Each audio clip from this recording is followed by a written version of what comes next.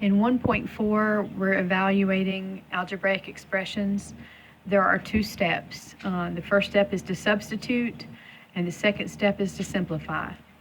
So we have an example, actually we have two examples, and they want us to evaluate each one if we let x equal to 4 and y equal to 5. So in this expression we have x squared plus xy. So we're going to substitute what x is everywhere there's an x. So x is 4.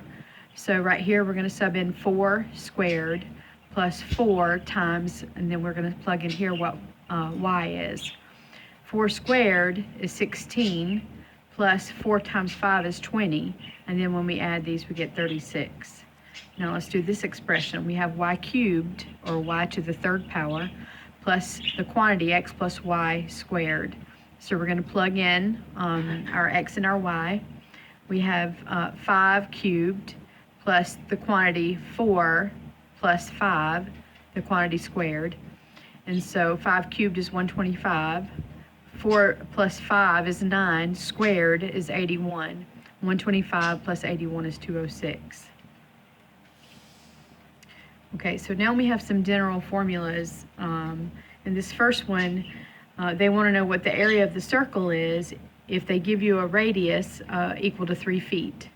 So the first thing you want to do is remember that the formula for area of a circle is A equals pi r squared. And so we're going to sub in what pi is, 3.14. The r is what they gave us. The radius is 3 feet, so I subbed that in for the radius. And now I'm going to, I just realized I didn't close that.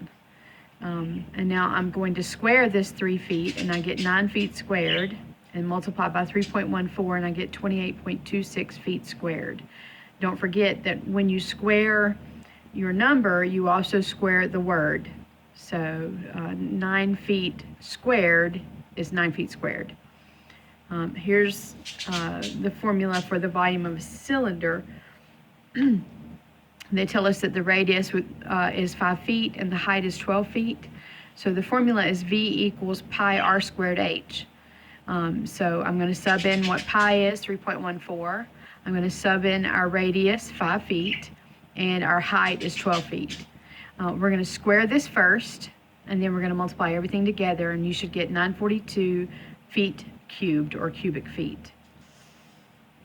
Okay, here's an equation where we are converting from Fahrenheit to Celsius. We have 68 degrees Fahrenheit, and we want to know what that is in Celsius. So the formula is C equals 5/9 times the quantity F minus 32 degrees. So I'm going to plug in what my temperature in Fahrenheit is, and then I'm going to do my math. 68 minus 32 is 36. When I multiply by 5 and divide by 9, I get 20 degrees Celsius. All right, for the next example, we're using the interest formula, I equals PRT. I don't know if you can see that. I think I have it too far up. Okay, I equals PRT, where the I is equal to the interest earned or the interest owed. The P is the principal amount invested or the principal amount borrowed. And R is the annual interest rate, and T is the time in years. And so our job is to calculate the interest earned over 3 years on $4,000 invested at 6% interest annually. So we're trying to find the interest.